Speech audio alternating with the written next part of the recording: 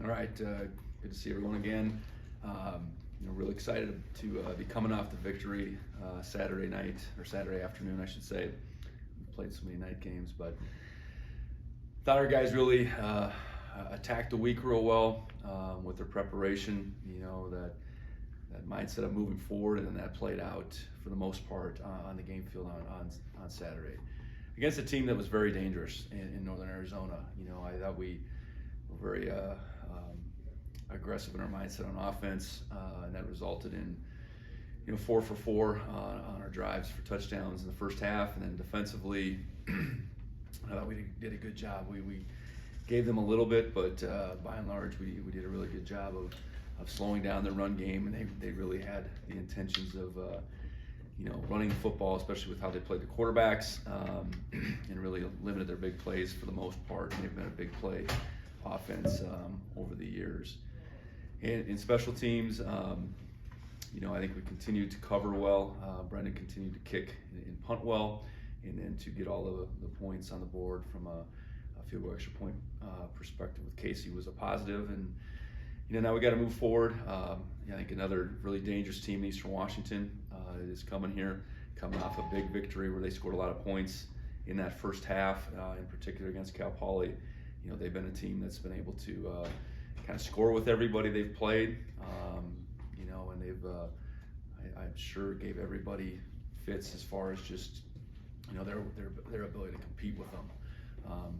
Again, like Eastern Washington typically is, they got an explosive offense, good quarterback play, good running backs, good receivers. They're averaging about 33 points a game, and that certainly stands out. And defensively, they've certainly played well at times. They start 8 seniors. I think that's the one thing that you look at right away. A lot of experience on that side of the ball.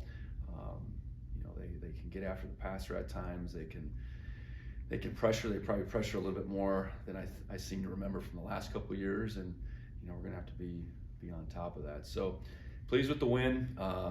Another big week ahead of us. One more regular season home game here. We'll get a chance to honor our seniors. And I always look forward to that opportunity because they mean so much to this program, and we got to put our best foot forward to get another win. So that'll open it up. You mentioned it right there, but obviously had some talented senior classes the last couple of years. But I guess honoring this senior class this Saturday, what will that mean to you personally? Well, I think as they go on, you're with these guys, one additional year, I suppose. Being here 3 years, and these guys aren't all guys that have been with us 3 years necessarily, but obviously in different forms they've meant a lot to our program for a long time. And then I certainly look at, in particular, the time that I've been here, a really resilient group. We spoke about that group that came in as 6-year guys back in 18, and all that they've been through and persevered, and we'll continue to leave a lasting impression for many, many years as far as their stories, the way they've gone about their business, and the way they've probably led in particular down the stretch here. So you faced Eastern both times on the road so far. How happy are you to get them at home this time, and then how do those 2 close games kind of affect you going into this one? Well, yeah, it's good to be playing them at home this time. Always a hard place to play over there in Cheney. I think just like last week, when you have the opponent that took you to the brink the year before, and in this case, 2 close games, I think our guys are fully aware of what they're capable of. This one obviously much later in the year than it was last year. That game seems like a long time ago, but that was a game that we probably shouldn't have won in many regards, and we found a way to at the end. So that they're going to be explosive on offense, have a lot of different ways they can move the football, and then defensively, I think very dangerous. So, we're our eyes are open certainly against this opponent, and it becomes much less about looking at their current record. Just say, hey, this is how they competed against us the last couple of years. Any injury updates? Yeah, on offense. I think the best way to put Trayton's situation right now is questionable. He got rolled up on pretty good on the play that he ultimately went out on. But too early in the week, I think, to rule him out. At the same time, I do think Jared will be all right. He was probably in a situation, maybe had that second half been a little tighter where he maybe could have come back. And then anticipate that Drew will be back this week. You mentioned Eastern's offense. Their quarterback and leading the conference in passing yards. What have you seen from him on film? Well, the thing you look at first, just numbers-wise, the high completion percentage, just about 66%, has been able to spread the ball around. Chisholm obviously has a lot of receptions, 67, I believe. A lot of those are screen zone. I think they would see that as an extension of their run game. He's really good after the catch, but then the other two starters have, I think, combined about 60 catches. So they're able to spread it around. He's mobile enough to extend plays and make plays with his feet. They've also run out a couple other guys, 13 and 15 out there, and those guys both have over 200 yards rushing. So, I think they've had pretty steady quarterback play, through this year, and I'm sure as a younger player, he's continued to gain confidence as the season's gone along. And then I know you kind of mentioned schematically how they look defensively. Is there any players in particular that have kind of stood out on that side of the ball? Well, I think for me, it started with their defensive ends. I know Johnson was a player of the week this past week. He's a long range defensive end, and then I know Harrison is a guy that's played a lot of football. I'd start with those two. I think they're linebackers. Those are their three top tacklers on their defense, all seniors. I think do a good job of being in the right places and tackling the football. I do think, and again, we played them game 4 last year, so there's a lot of games in between, but I think compared to last year, I do think they're a little bit more aggressive, with their coverage and then in turn with their pressure and their willingness to bring pressure. So, we're going to have to be ready for probably the most aggressive version that they can show. I think that's typically what we get from week to week. I think their defense is very capable. Anything else? Coulter, do you have anything? Sure. Hey, Coach. Just from, you mentioned the aggressiveness of Eastern Washington. The quarterback, he can get out a little bit more on the edge than the guy last year. How much does that impact what they do offensively? Quite a bit, and I think it appears that there's a comfortability for him on the run throwing. Whether that's a designed play action or a dash pass or a sprint out, or then the unscripted. And quarterbacks either tend to gravitate towards throwing on the run or not. He certainly seems like one that does. So, keeping him in the pocket so those unscripted ones don't happen, and then trying to get as much pressure on him when it is a designed out of pocket type of rollout play that we have to be able to do that. And it goes beyond saying that we got to cover and make it difficult for him to find the open guy. Defensively, it looks pretty similar. I know they're pretty good on the back end. Is it schematically any different than the last matchup with them? I just think they're playing a more aggressive brand, and that's 7 games from last year plus all the games this year. We're quite a ways removed from that game. So and I think that starts with their ability to cover on the back end. The more comfortable you are with your guys covering in tight situations and man-to-man situations, the more apt you are to want to say, okay, we can bring a 5th guy, we can bring a 6th guy. So that's probably the thing that it's not like their overall scheme is much different. I think it's just how it's playing out on Saturdays is a more aggressive form. Well, you talked a little bit post-game on Saturday just about the execution and the urgency early on, but I just wondered if you could readdress that, because you guys' first couple offensive possessions particularly were very, very impressive. Yeah, I think you get that first down. I think that was a pretty big deal. We didn't get that first down the week prior in Idaho for too long a time, and it allows your play sheet to play out a little bit differently when you have the number of plays. I think the first half number of plays was about to flip offense defense from the week before. So what you saw in those first few drives is you saw the variety of our ability to run the football in full effect. It wasn't just hand the ball off to the running backs. It was getting on the perimeter. It was getting the ball in our receivers' hands a few times. It was certainly a wide variety of all the things that we can do, and that's when we're at our best. When we can be physical up front and we can get off the ball, but then on the flip side, the ball's going all different kinds of directions, and it's being touched by a lot of our playmakers. But it's a matter of getting that first down and getting that second set of downs. And that was critical in that the start of that game, and we did that.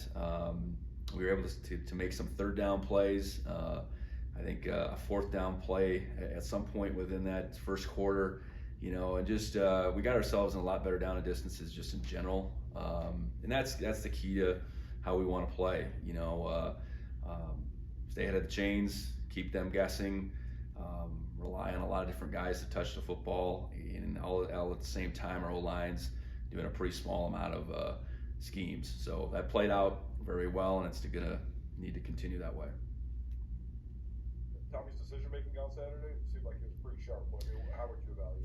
Yeah. There was maybe a couple times that he handed it off when he could have pulled it. I think that's the error we would want to make, as opposed to the ball he should hand off and he takes off and run. He didn't have any of those. I thought he really did a good job of using his speed. And that's a decision he has to make, as opposed to cutting back in the middle of the field. He got to the perimeter quite a bit. And then on the passing side of things, it was pretty clean as far as his timing, how he saw it, and where he went with the football, and great again to execute a 2-minute drive. And that was a huge turning point. We stopped them on fourth down, and then we're able to turn that into 7 and go up 28-7. They had the ball coming out that second half. So our ability to finish that drive this weekend was a big part in why we were able to win the football game. I want to ask you about a couple of the seniors maybe we haven't talked about as much this year. First of all, Blake Heel, I mean, it seemed like he's played a pretty important role, even if he hasn't gotten a lot of headlines, just providing so much depth there on the inside. Yeah. Getting Blake healthy was the big thing in the offseason. I think this time last year we probably would have questioned whether he would play again. Had offseason actually back surgery, and he came back a new man, and really had a good offseason through the summer. And yeah, he's played a key role, and it's very unsung. But his ability to go out there and allow in particular Blake Schmidt to get off the field, or Sebastian Valdez, but more maybe Blake. Him and Paul Broad play a big role, and I think the more consistent they've been, the more the D-line coaches have put those guys in the field, and we that's something we need to do on a week-in, out basis, where Blake's getting a 20 play at least run, and he's not just going out there, but he's been real effective. So credit to him, wanting to finish out his career on his own terms, and he's been a real key player on our defense this fall. And David also, he's had some big moments, especially earlier in the year. But I mean, what's it take to get a guy like that has Big Ten credentials to buy into the role that you've given him, and how do you think he's done it everything? Yeah, David was a guy highly recruited, ends up at Nebraska, and when he transferred, had the 3-year potential left, which he was coming as a graduate at the same time. So, a 6-year guy that spent half his time in one spot and half in another is not typical, I don't think. And I think what happened pretty early on is David found that this was the right place for him. He had a role, in 21, and he's worked through some injuries at the same time. That group in 22 and 23 for us at defensive end has virtually been the same. So I think it's understood that they all, have their role within that. Brody and Ben have been able to really keep those starting spots, locked down through most of these 2 seasons. And, a guy like David's really played his role well. And, I think at the end of the day, he found a place that fit him well. It wasn't going to be about the playing time and the stats necessarily. It was just he's a team player, a guy that he wanted to be a part of something bigger than him. And he's a really smart young man, and I just appreciate his unselfishness, I guess. That's not typical, I don't think, at the end of the day in the transfer game, but that's been who he has been while he's been with us. Well, the last one I want to ask about is Tavion Williams. He's done a lot for you guys, sort of in the offseason stuff. Like quarter that one spring for a little while. So, I mean, what have you thought of just his flexibility? Yeah, Tavion's been a very useful player. Let's put it that way. Meaning, at any turn, he's done whatever we asked. And again, a guy that if you said what's a high characteristic that he has, it's unselfishness. And he's played a key role in special teams this year, building off a really solid year last year. He's become more integrated offensively this year. But you think about him, my first 2 years here, yes, it was the playing corner in spring ball just to get us through. It was playing scout team running back over and over again those first 2 years in the fall when we were continued to be short. It was really doing whatever we asked, and that's hard. Guys don't come to college to be playing on the scout team necessarily in their 4th and 5th year, but that's where he was, and he continued to work. I think he felt like, hey, I'm going to be able to make it, and everybody's definition of making it is their own.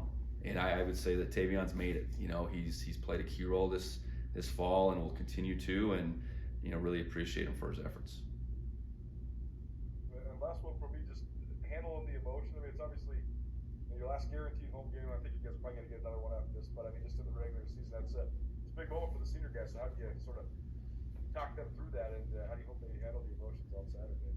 Yeah, you want them to enjoy that moment, that recognition that they get before the game, that opportunity to have their families out there. But you still want to remind them that their lasting memory is going to be how that game plays out on that field.